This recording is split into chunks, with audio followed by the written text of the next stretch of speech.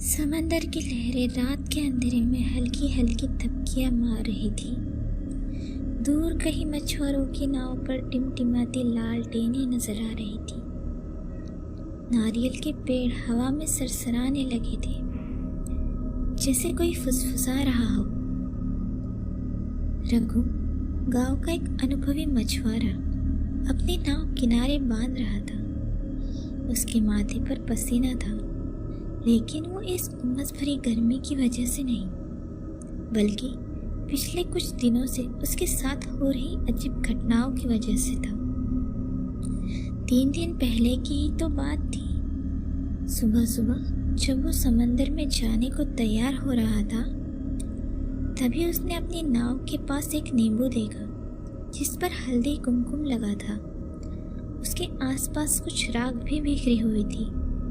पहले तो उसने इसे नज़रअंदाज किया, लेकिन फिर भी एक अजीब सा डर उसके मन में समा गया था। उसी दिन जब वो मछली पकड़कर लौटा, तो गांव का विनायक दौड़ता हुआ उसके पास आया। अरे रघु, घर चलो जल्दी, तेरे पिता को कुछ हो गया है। रघु की सांसें अटक गई। जब वो घर पहुंचा तो उसके पिता खाट पर बेसुध पड़े थे। वैद्य ने भी देख लिया, पर उसे कुछ समझ नहीं आया। ये अचानक से इतना बीमार कैसे हो सकते हैं? वैद्य ने माथे पर बल डालते हुए कहा। फिर धीरे धीरे उसके साथ और भी अजीब घटनाएं होने लगी। कभी उसकी जाल पानी में फट जाती, कभी नाव का पतवार टूट जाता, तो कभी पूरी मेहनत के बावजूद उसे मछलियां नहीं मिलती। उसका काम डगमगाने लगा। शाम के वक्त जब रघु समंदर किनारे बैठा अपने विचारों में खोया हुआ था, तब उसका दोस्त बाला उसके पास आया और उसने कहा, क्या हुआ रे, ऐसे क्यों बैठा है? रघु ने गहरी सांस ली और अपनी सारी परेशानियां उसे बता दी।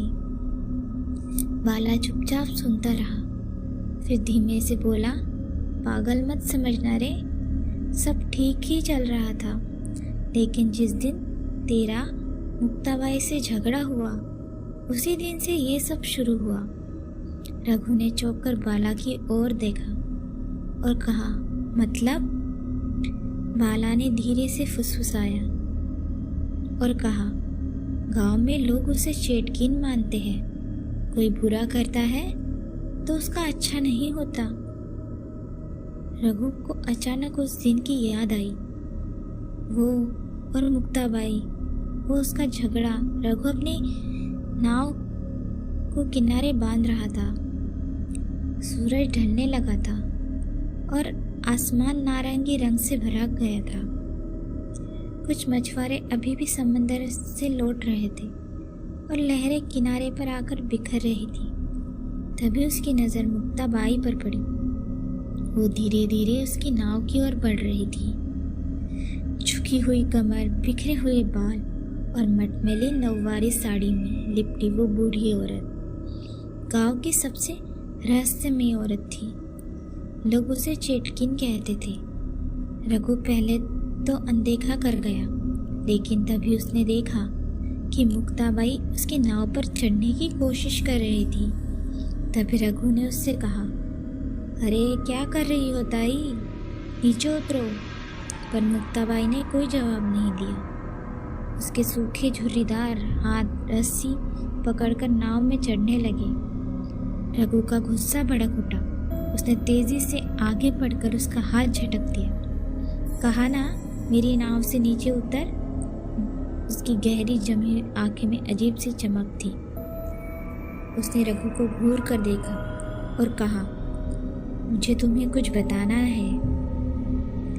रघु ने बोला, बताना है ना तो किनारे पे आके बता, बोट पे क्यों आना है? मुक्ताबाई ने गहरी सांस ली और धीरे धीरे बोली, समंदर शांत नहीं है रघु, तुम कल जाओगे तो वापस नहीं आओगे। रघु ने उससे कहा, अब तुम मुझे समंदर के बारे में बताएंगी? मैं बच्चा नहीं हूँ। तू जो चाहे बोलती रहे और लोग तुझसे डरते रहे। तभी मुक्ताबाई ने कहा, याद कर, उस साल तूफान में किसकी नाव बची थी। मैंने पहले ही बताया था, लेकिन लोगों ने मेरा मजाक उड़ाया। फिर क्या हुआ? 3 लोग समंदर में गए, फिर कभी वापस नहीं आए। रघु के चेहरे पर हल्का संदेह उभर आया, लेकिन जल्द ही वो गुस्से में बदल गया। बस अब बहुत हुआ। तेरे श्राप और तेरी भविष्यवाणी। तू पागल औरत है। लोग तुझे चेटकिन ऐसे ही नहीं कहते। मुक्ताबाई ने कहा, चेटकिन? मैं चेटकिन? अच्छा देख फिर तेरी किस्मत में क्या लिखा है। मुक्ताबाई के चेहरे पर अपमान की लकीरें खिंच गई। उसके होठ थरथराए। उसने अपनी उंगली से रघु की ओर इशारा किया और फिर बिना कुछ कहे मुट्ठी में पकड़ी हुई कोई चीज़ ज़मीन पर फेंक दी थी। शायद राख या कोई जड़ी बूटी। फिर वो धीरे धीरे गांव की गली में ओझल हो गई। रघु खड़ा रहा। उसके पीठ पर पसीना उतर आया। उसने गहरी सांस ली और सिर झटक कर बोला, पागल औरत है। मेरी किस्मत का फैसला समुंदर करेगा, कोई चेटकिन नहीं। समुंदर की लहरों में खुली वो धीमी हंसी उसके कानों में उतरकर उसकी रगों में डर घोल रही थी। उसने झटके से अपने दोस्त बाला की ओर देखा। बाला, ये क्या हो रहा है? अब तो सच में लगने लगा है कि मुक्ताबाई इसके पीछे है। रघु, मुझे पता है ये पागलपन जैसा लग रहा है, लेकिन पूरा गांव उससे डरता है। हमें कुछ करना ही होगा। तो फिर क्या करें? किसके पास जाए? बाला ने कुछ देर सोचा, फिर धीमे स्वर में बोला, हमें जंगल वाले बाबा के पास जाना चाहिए। वही हमारी मदद कर सकते हैं। रात के अंधेरे में दोनों अपनी जलती हुई मशालों के साथ पास के जंगल की ओर बढ़ी। कुछ देर भटकने के बाद उन्हें एक दिए की मध्यम रोशनी दिखी। पेड़ों से लटकते नींबू मिर्च और राख के पुतले। जमीन देखकर ही समझ आ गया कि वही बाबा का स्थान है। बाबा, आप है क्या? एक बूढ़ा बाबा आग के सामने बैठा था। उसकी आंखें बंद थी और वो किसी गहरे ध्यान में लीन था। बाबा, हमें आपकी मदद चाहिए। हमारे गांव पर संकट आ गया है। बाबा ने आंखें खोली और उनकी ओर गहराई से देखा। बोलो, क्या हुआ है? रघु ने कांपते हुए मुक्ताबाई की सारी बातें बाबा को बताई। नींबू हल्दी, उसे के पिता की बीमारी, काम का चौपट होना और वो अजीब हंसी जो अभी अभी उसने सुनी थी।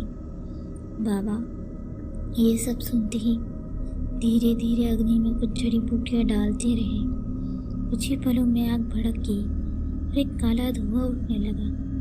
बाबा ने आंखें बंद करके कोई मंत्र बुदबुदाया और फिर धीरे से कहा, वो औरत साधारण नहीं है। उसे तेरी मौत की आहट सुनाई दे रही है। तो बाबा, हमें क्या करना होगा? बाबा ने अग्नि को घूरते हुए जवाब दिया, पूर्णिमा की रात इसे जलाना होगा। यही तेरे गांव को श्राप देने वाली है। इसे खत्म करना ही होगा। रघु और बाला दोनों सदमे में आ गए। उसे जिंदा जलाना? उसे जिंदा जलाना? बाबा ने गहरी आवाज में कहा, अगर नहीं किया तो तू, तेरा बाप और पूरा गांव धीरे धीरे मर जाएगा। चुनाव तेरा है। रघु और बाला ने एक दूसरे को देखा। ये भयानक था, लेकिन अगर बाबा सच कह रहे थे तो ये गांव की भलाई के लिए था। पूर्णिमा की रात पूरा गांव चौपाल में इकट्ठा था। लोगों के चेहरे डरे हुए थे, लेकिन आंखों में आक्रोश था। बीच में एक मजबूत खंभा गाड़ दिया गया था और उसके साथ मुक्ताबाई को रस्सियों से बांध दिया गया था। वो शांत थी। उसकी आंखों में गुस्सा नहीं था, ना ही डर। रघु उसके पास गया और चिल्लाया, तूने हमारे गांव को नरक बना दिया है। अब तेरा काला जादू यहाँ नहीं चलेगा। रघु ने मशाल ली और मुक्ताबाई को आग लगा दी। आग की लपटों के बीच और चीखते चिल्लाते हुए मुक्ताबाई चिल्ला रही थी, मैंने किसी का क्या बिगाड़ा था? मैं बस अपनी दुनिया में जी रही थी। फिर भी तुमने मुझे चेटकिन कहा, मुझसे डरते रहे, और अब मुझे जला रहे हो। अब ये मुक्ताबाई दिखाएंगी असली चेटकिन क्या होती है। वो जलती रही, मगर उसकी चीखों में एक श्राप था, एक विनाश की भविष्यवाणी। सुन ले रघु, मैं तुझे श्राप देती हूँ। जिस तरह तुम सबने मुझे जलाया है, उसी तरह गांव भी जलेगा। जिस तरह मेरी चीखें हवा में घुल रही है, वैसे ही इस गांव के हर घर से चीखें आएंगी। दादाजी, दादाजी, क्या सच में ऐसा हुआ था? हाँ हाँ, बहुत सालों पहले की बात है। लेकिन तुम डरो मत, जाओ अंदर, अपनी आई बाबा के पास जाके सो जाओ। अब रात बहुत हो गई है। और हाँ, कान में रुई डालकर सोना, समझे? घर की घड़ी की सुइयां रात के 12 बजा रही थी। दादाजी अपनी लालटेन उठाते हैं और धीरे धीरे समंदर की ओर बढ़ते हैं। वहाँ पहले से ही कुछ लोग लालटेन लिए खड़े होते हैं। दादाजी वहाँ पहुँचते हैं और अपना कुर्ता उतार कर जमीन पर बैठ जाते हैं। तभी एक आदमी ने कहा, रघु दादा, तैयार हो ना? हाँ। एक आदमी तेल के दिए से गर्म तेल निकाल कर रघु की पीठ पर डालता है। रघु की जोरदार चीख पूरी समुंदर हवा में गूंज उठती है। रघु डरते हुए बाबा की ओर देखता है। बाबा, इसने तो मरते मरते श्राप दे दिया। अब हम क्या करेंगे? मुझे मरना नहीं है, कुछ कीजिए बाबा। बाबा गहरी सांस लेते हैं और आंखें बंद कर कुछ सोचने लगते हैं। इसने जो श्राप दिया है उसे पूरी तरह तोड़ा ही जा सकता, लेकिन मैं इसे मोड़ सकता हूँ। रघु की आंखें भय से फैल जाती है। मैंने मुक्ताबाई को जलाया था। अब हर पूर्णिमा की रात तुम्हें और बाकी गांव वालों को समुद्र किनारे जाना होगा। वहां तुम्हें गर्म तेल अपने शरीर पर डालना होगा और वही पीड़ा सहनी होगी जो मुक्ताबाई ने सही थी। अगर तुम ऐसा नहीं करोगे तो ये श्राप पूरी तरह जाग जाएगा और ये गांव सच में जल उठेगा।